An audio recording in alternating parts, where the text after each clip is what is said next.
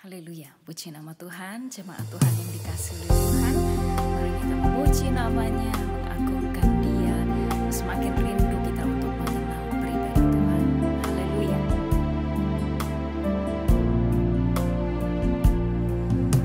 Bila ku buka mataku dan lihat wajah-Mu,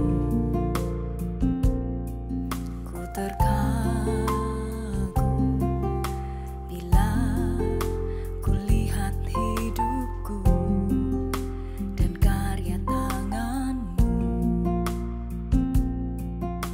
tersanjung karena semua yang baik dalam hidupku itulah karya-Mu.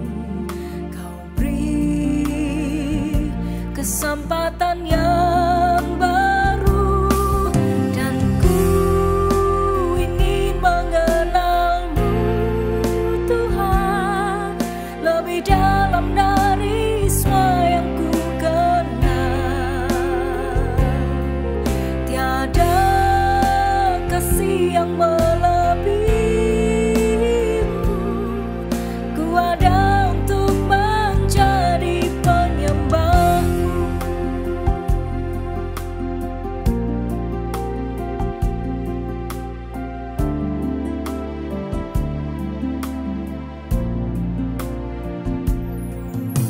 Bila ku buka mataku dan lihat wajah-Mu, ku terkagum bila ku lihat hidupku dan karya tangan-Mu. Ku tersanjung karena semua yang baik dalam hidupku itulah karya-Mu. Kau beri kesempatan yang baru dan ku ingin mengenal-Mu Tuhan lebih dalam dari semua yang ku kenal. Tiada kasih yang melebihi-Mu, ku ada untuk menjadi penyembah-Mu.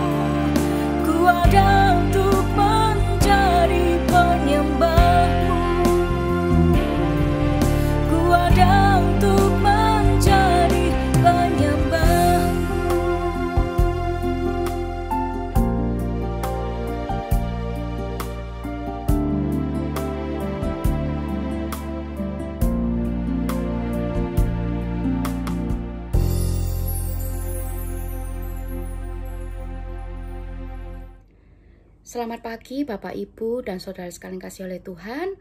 Kita berjumpa kembali dalam kasih karunia Tuhan kita Yesus Kristus. Nah Bapak Ibu, saya rindu pada pagi hari ini kita belajar bersama-sama tentang mempergunakan kesempatan dengan tepat, dengan baik. Ya, kita akan melihat sebuah kisah dari Yesaya pasalnya yang ke-38. Di situ ada sebuah kisah mengenai Raja Hizkia yang disembuhkan oleh Tuhan. Ya, jadi Raja Hizkia ini mengalami sakit yang parah. Kemudian Tuhan berfirman kepadanya melalui Nabi Yesaya bahwa ia tidak akan sembuh, dia akan mati. Tapi kemudian Hizkia ini berdoa dengan sungguh-sungguh, dengan tangisan ya, dengan seruan dia berdoa kepada Tuhan. Dan akhirnya Tuhan mendengar doa Hizkia ini. Tuhan memperpanjang umur Hizkia 15 tahun lagi. Bahkan bukan hanya kesembuhan yang Tuhan berikan, tapi Tuhan berkata bahwa ia akan melindungi negara itu, bangsa itu dari tangan Asyur. Jadi ada keamanan selama masa hidup Hizkia. Nah kemudian kalau kita lihat di Yesaya pasal yang ke-39, kita melihat di sana bagaimana Hizkia mempergunakan hidupnya setelah ia disembuhkan oleh Tuhan selama 15 tahun terakhir kehidupannya. Ya, kita baca terlebih dahulu. Pada waktu itu Merodak Baladan bin Baladan Raja Babel menyuruh orang membawa surat dan pemberian kepada Hizkia, sebab ia mendengar bahwa Hizkia sakit tapi sudah pulih kembali. Hizkia bersukacita atas kedatangan mereka. Ia memperlihatkan mereka gedung harta bendanya, emas dan perak, rempah-rempah dan minyak yang berharga, seluruh gedung persenjataannya dan segala yang terdapat dalam perbendaharaannya. Tidak ada yang tidak diperlihatkan Hizkia kepada mereka, baik di istananya maupun di seluruh daerah kekuasaannya. Kemudian datanglah Nabi Yesaya kepada Raja Hizkia dan bertanya, apakah yang telah dikatakan orang-orang ini? Dari manakah mereka datang?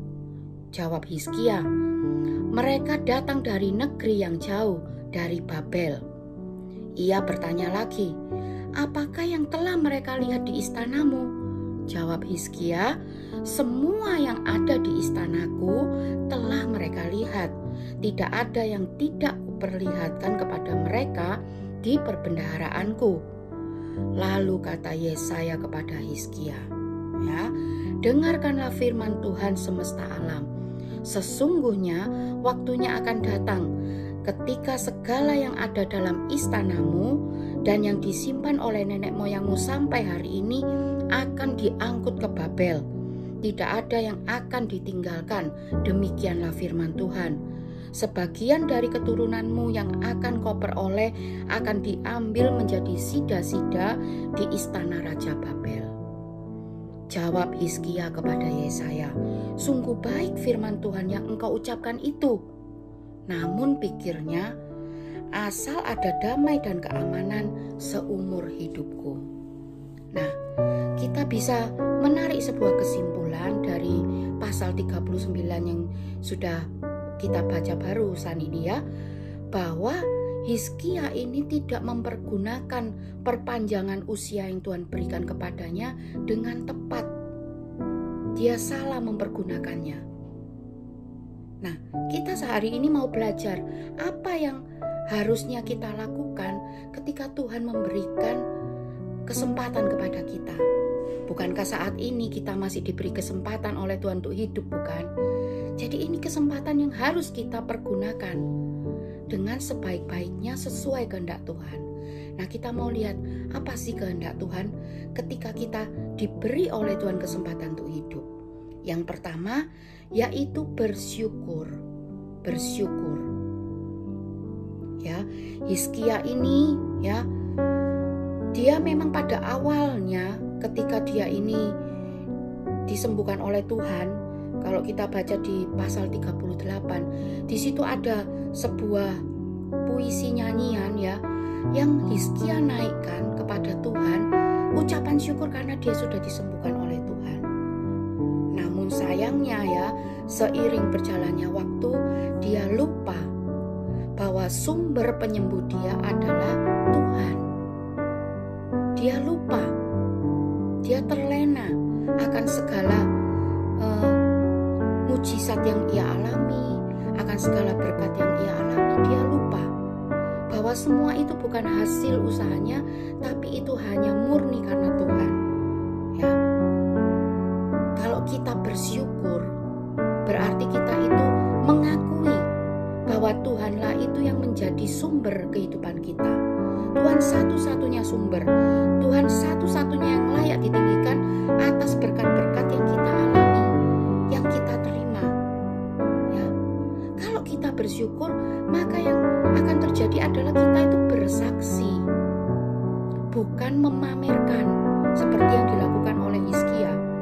Ya, bersaksi dan pamer ini bisa beda tipis, ya Bapak Ibu.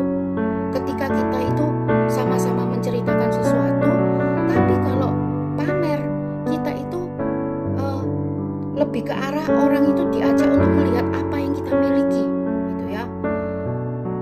Tapi kalau kita bersaksi, kita mengajak orang untuk melihat siapa Tuhan yang memberkati kita. Nah, Hizkia tidak melakukan itu.